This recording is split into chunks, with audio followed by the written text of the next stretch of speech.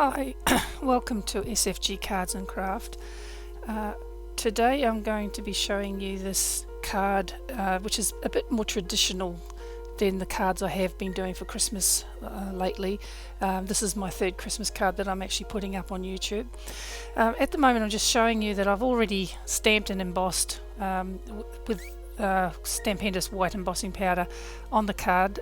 This card is also larger, which will be obvious why later on, that it's larger than my standard card shape that I do. It's this one's made so it just fits inside a DL envelope.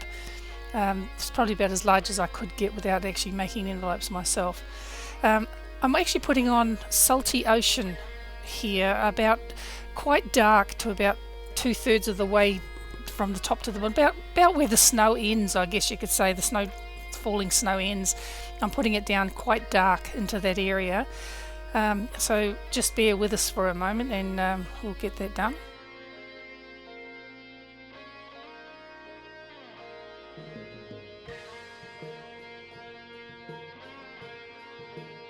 The paper I'm using is my standard watercolour paper, which is the Canson 185 gram, which I believe is a student quality because the price is very reasonable. But as I said, it does the job for me, does what I want it to do, and it works out quite well. You notice also I'm making it a little bit darker there on the left hand side at the bottom than I am to the right hand side. Not a lot, just a little bit. I just thought that because I'm stamping trees to the right, I just thought that it would look a bit better if there was actually lighter to the right where the trees are going to be stamped. Okay, well that's just showing. So sorry, I hope that the blurring is not too much of a problem. The speeding up of this is the whole card. This card is actually taken from start to finish probably about an hour and a half, because I did have a couple of false starts on it.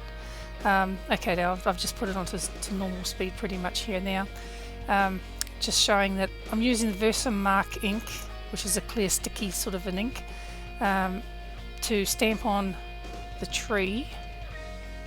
This is a tree from I think it's an Inkadinkado stamp set. I'll probably show you later on anyway what it is. I'll put that in the listing anyway, what I've used. So that tree, and it is the second tree set that I actually use on here, is afterwards is actually from the same set. The sparkly green embossing powder that I use is, well, I'll show you the bottle shortly. It's a new one for me. I've only recently bought it. In fact, when I was buying it, I thought I was buying a Ranger product, but it's got a different name on it. And it seems to be in the same bottles as the Ranger, but so maybe it is a Ranger product. But it's got no Ranger that I could see anyway mentioned on the bottle. It's called Whispers or something like that. It seems to be okay. I've actually had some of these different embossing powders where they really don't do the job properly. I've got one of the very first white one that I bought was actually an off-white called Seafoam, and that one I cannot get a good result from that one. I don't know why. Anyway, just cleaning up a few spots here and there. It seemed to be. By the way, I did use my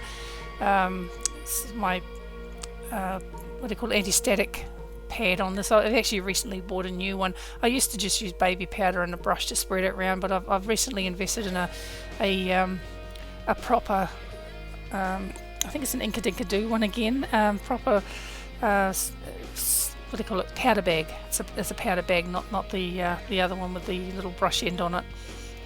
I'm just heat setting this tree here. It comes out looking quite nice actually. In real life you can't really, the filming doesn't really do it justice, but the actual sparkle on the tree is quite nice. The second set of trees I'm doing with the Lawn Fawn Noble Fir, and I'm having trouble getting the lid off there. I always do with these lawn fawns. If anyone else has had trouble with the lawn fawn lids, can you please let me know if there's a trick to getting them off, because I have so much trouble getting every lid. I've only got 7 of the colours yet, which I bought all at the same time, and so each one hasn't been opened very many times, but I'm having so much trouble getting them open. Anyway, I'm just stamping on this little group of trees here. I think I dried actually, or maybe it has been dried. No, I probably did it with the heat gun off screen. This is coming in with just a glaze pen, a white glaze pen, just to put on the snow where the snow was indicated with the missing green, I guess you could say. These glaze pens, they come up really nice and white, but when they first go down, you can barely see them. It's almost just almost like a clear varnish that goes on. It's just slightly off white, slightly off clear, I should say. It's got this very slight sort of milky sort of look about it, but it goes quite white. It goes as white as the snow on the background when it's done, especially if it's done on a card that's with these trees. Because I've got the blue in the background, it does tend to mix a little bit with the glaze pen. It seems that anyway. I think the glaze pen must be a water-based thing, and it seems to mix in a little bit with the colour in the background. So on these trees I'm doing now, it doesn't seem to come out quite as bright white as what it would have normally have come out, I think, if the background hadn't been done with like a watercolour type thing, where it's sort of, I would say it's sort of lifting some of the colour and mixing it in. But we just keep going here. I don't know if I've actually cut this or whether I've actually go through and do the whole lot, but it's quite well speeded up. By the way, if there's music playing in the background, it's my son playing. He's only just turned 17 and he's doing very well with his music. He does all the instruments himself, so all the tunes that are played in the background, unless otherwise stated, there is one tune that he's done with one other person, but unless otherwise stated, all the tunes, all the instruments are done by him. As I said, he's only just turned 17. He's a very talented young man. I'm just touching up again here and there with the glaze pen. Now, this die set, Donna's Alphas, it's a Spellbinders Grand Shapes ability. It's called, it's letters, large letters. These letters, I've actually just put them together, put them onto a bit of what we call contacted paper here. It's like a clear plastic, or you can get different colours of it, but I've chosen the clear one. It's used primarily for exercise books or reading books, to cover them, to protect them from getting damaged covers. And that's what it's used for. I mean, I bought a roll of this. It's a couple of metre roll and it was only a couple of dollars. I don't know. I mean, there is other things I'm sure you can use, but that was all I used. And I just ran that through my Big Shot. This is a silver Wink of Stella pen. I'm just using this just to do the inside of the cutout of the edge. You'll see in a moment. I just do a little bit just on there just to show you where I'm going. It's because I go around it later on with the sparkle pen. It's one of those gel sparkle pen, which are really nice when you look at them in person. They really do look nice. And there's a jelly roll sparkle pen. So I go around all the letters with that. In fact, I go around them twice because I wanted to make the edging that I'm doing with it a little bit wider. It'll make it stand out a little bit more. So I'm sort of cutting it a little bit here, just sort of, but you get the idea. But I've gone around all the letters, not just the Y and the H, of course. And I do go around them twice. I think I may not do that on screen though. I also put a line around the outer edge using here's the T-ruler coming in now, just to do the yeah, there it is, just to do a line around the outside edge all the way around, and then later on I come back and I put a second line just a little bit outside, I think, of that line to make it, and then I fill it in the middle with a thicker line, just because I liked the silver edging around it. You could probably do this with the foil tape. I've actually since found a better way of putting the foil on than I started off trying to use there's the very fine like an 1/8 of an inch tape, like I can't remember the brand I've got. I've got a fairly cheap brand, but it's very sticky. It's very good if you want to stick something together, but to try and use it for the foil, the sticky seems to come still through the foil, and even if you try and put 2 or 3 coats of the foil on, you can still feel the sticky through. And so if you use your powder bag on top of the foil, it loses its shine, but you can still feel the sticky there, so it's not really a good idea to do that. But I've since found a better way of doing it, so I might show that on a video as well. Okay, anyway, now with this card, you could easily make this into a shaker card, but I chose not to here. I may do a shaker card using these letters at some point, but I didn't decide. Decided to not do that on this one. But so I'm just sticking the tape all the way around, mainly just to protect it from getting pushed in. So as you can see, I've got it in between the letters and here and there. I did actually miss it on the top of the Y, but I do put that in later on when I'm putting it together.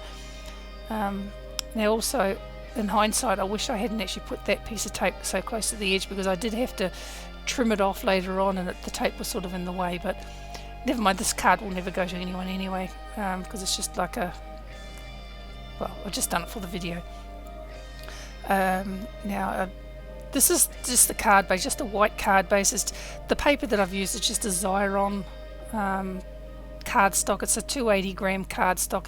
I just buy it in sheets, in bulk. I buy a ream of it at a time, 250 sheets in the ream, and it's only about $20 something for the whole ream, so it's very cheap cardstock. It's no good really for doing watercolouring on, because it just absorbs the water straight away and just swells up, and if you try doing much more than what I'm doing here on it, it will actually pill, and you get all the paper just disintegrating underneath it. So it's okay for using for card bases like I'm doing with it, except you really can't do much more than that with it. It holds the glue and everything, but unfortunately I've bought a few reams of it over the years. Well, I say over the years, over the last couple of years, because I've only really been doing cards for a couple of years, and I find that it's really good for the card base, but you really can't do much more than that with it. And I found this out over the years. I was trying to do watercolouring on it, but I was not getting any good result, and then I decided I'll try some watercolour paper. And of course, me being me, I bought the cheap stuff that I could buy, not realising how different the good stuff, quality stuff, would be from the cheap stuff. And the cheap one that I actually ended up buying was more like a blotter, and even worse than this paper. So I went to the Canson, and I've never looked back from there. But I would like to try the thicker Canson, which is, I think, the Canson XL. I haven't actually got a shop near me that sells that, but I'm pretty sure there's a shop not too far from here that I'll be able to buy it from. I can look it up on YouTube anyway. The reason I put that blue on the card base was just, well, it'll be obvious when I put this on.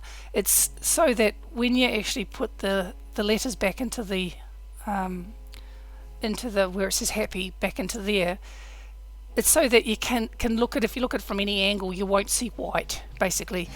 So it's just to keep that blue area. And then of course, because I've left the card a little bit higher, and the card base a little bit higher than the actual card panel, that's why I've done the top edge as well, just a little bit on the top edge.